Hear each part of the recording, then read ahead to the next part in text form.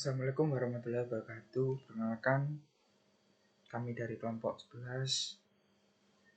Kami akan mempresentasikan perihal pimpinan dan korupsi.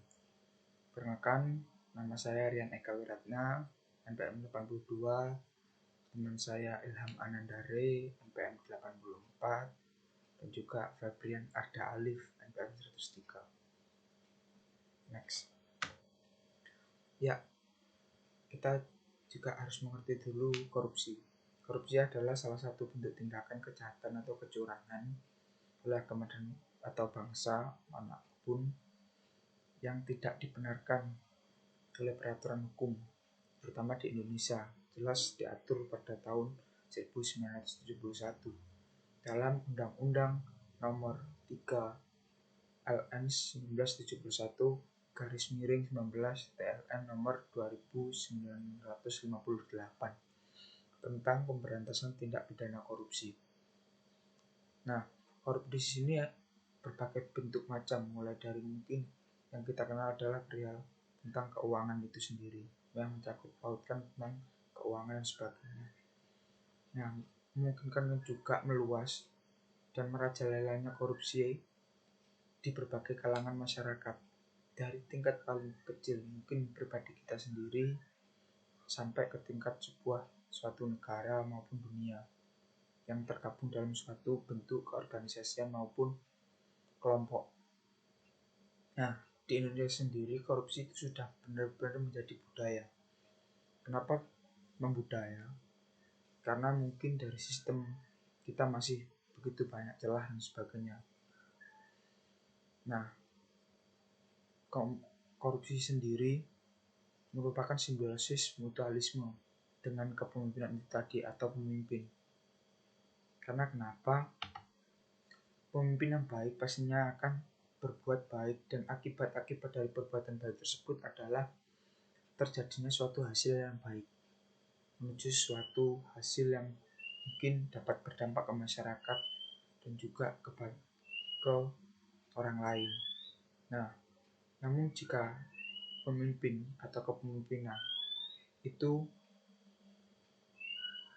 dengan digunakan metode yang buruk, pasti akan menghasilkan juga akibat yang buruk, seperti adanya korupsi, mungkin kolusi, dan juga nepotisme. Nah, kepemimpinan sendiri di sini banyak, mulai dari pribadi, kelompok, organisasi tingkat masyarakat maupun di kelembagaan tingkat mungkin daerah sampai nanti tingkat suatu negara. Apa sih korelasinya dari korupsi dan juga kepemimpinan atau kepemimpinan dan pemimpin? Adalah memang secara arti kepemimpinan itu dan pemimpin dan juga korupsi jika disangkut pautkan pasti berbeda, tetapi keduanya menunjukkan suatu korelasi atau hubungan yang dimana pastinya hubungan tersebut terjalin karena sebuah kondisi. Pertama, namun apabila dicoba dihubungkan dengan pengertian bahwa kepemimpinan dapat melahirkan dan membiarkan terjadinya korupsi. Karena kenapa? Pemimpin pasti menduduki suatu struktur, organisasi, kelompok dan sebagainya pada tingkatan yang tertinggi. Nah, di situ pemimpin dapat saja membuat organisasi maupun kelompok tersebut ke arah yang lebih baik dan juga buruk. Nah, korelasi keduanya ini dapat mengakibatkan korupsi, yang dimana mungkin dari kepemimpinan, cara berkepemimpinan mereka atau orang tersebut salah dan mengarahkan yang keadaan yang lebih buruk, yang dimana dapat mengakibatkan korupsi dari mungkin pengelolaan, keuangan terutama, sistem dan sebagainya. Seperti itu. Di pembahasan ini, korupsi adalah sebuah celah atau aib yang sangat akrab di telinga orang Indonesia. Ya, hampir seluruh rakyat Indonesia sudah tahu ya apa itu korupsi. Hampir setiap hari dengan melihat para orang-orang Indonesia yang sering sekali korupsi. Hampir setiap hari media massa baik cetak maupun elektronik mengungkapkan permasalahan yang satu ini dalam berbagai ragam dan tingkatannya. Kendati pun semua orang tidak menerima praktek-praktek korupsi, tetapi korupsi hampir melibatkan semua orang. Korupsi tidak hanya dilakukan oleh pejabat, pengusaha atau pegawai negeri, tetapi juga dilakukan oleh orang-orang yang berhubungan dengan lembaga-lembaga sosial dan bahkan lembaga keagamaan. Dimanapun manakala ada kesempatan, orang akan melakukan korupsi. Korupsi sebagai tingkah laku pejabat yang menyimpang dari norma yang telah diterima oleh masyarakat dengan maksud memperkaya pribadi. Ya, bisa tahu kalau korupsi itu pasti dompetnya tebal. Bentuk lain adalah balas jasa dari pihak ketiga yang diterima atau diminta seorang pejabat. Dari ilustrasi ini, ciri yang sangat menonjol dalam permasalahan korupsi adalah tingkah laku pejabat yang melanggar asas pemisahan keuangan pribadi dengan keuangan politik.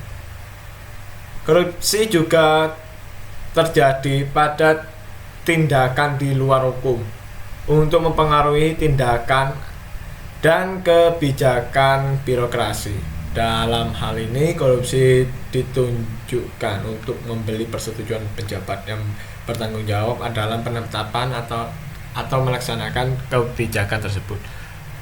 Misalnya ya menyogok pejabat untuk mendapatkan surat izin atau memudahkan segala urusannya, atau juga bisa menghindari pajak.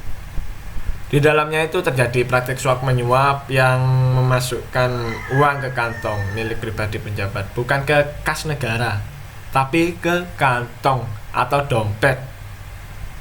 Karena itulah korupsi sangat bertentangan dengan hukum dan keadilan. Hubungan kepemimpinan dengan korupsi. Sejumlah teori kepemimpinan yang terdapat pada berbagai literatur tidak satupun menunjukkan keterkaitan dengan masalah korupsi. Namun, jika hubungannya dengan keberhasilan atau kegagalan, kesejahteraan atau kesengsaraan pada masyarakat yang dipimpin, maka hampir semua teori mengarah pada hal tersebut, sehingga menempatkan terdapat tindakan korupsi dalam suatu komunitas kepemimpinan adalah bagian dari kegagalan pemimpin, karena hakikatnya korupsi dapat merugikan kepentingan orang banyak.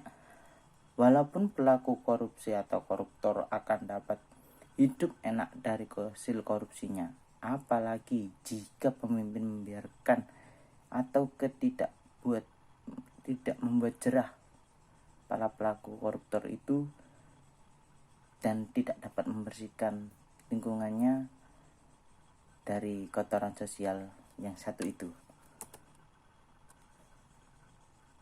Teori environmental menyatakan bahwa kepemimpinan itu terjadi karena faktor lingkungan sosial yang merupakan tatanan untuk dapat diatasi atau diselesaikan, sehingga kemampuan dan keterampilan memimpin adalah syarat utama untuk dapat memecahkan masalah sosial dalam keadaan tertekan atau perubahan dan adaptasi.